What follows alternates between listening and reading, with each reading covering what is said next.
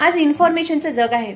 सगळ्यांकडे mobile through, TV through, channels through किंवा newspaper through information येत आहे. पण प्रश्न हा आहे की किती लोक त्या इन्फॉर्मेशन मधलं नॉलेज गेन करतात. आता जर कुणाला भारताचे राष्ट्रपती विचारलं तर नाव सांगता येणार नाही.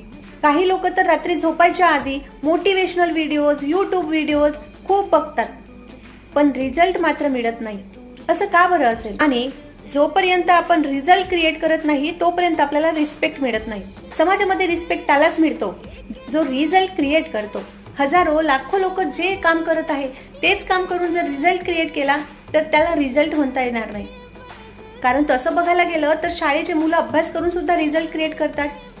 गृहिणी घरात राहून दिवसभर काम करून ज्यांना जे पाहिजे ते वेळेत देऊन रिझल्ट क्रिएट करत आहेत. पुरुषांचं बघायला गेलं तर ऑफिसमध्ये जाऊन ते पैसा कमावतात, म्हणजे हाही एक प्रकारचा रिझल्ट झाला.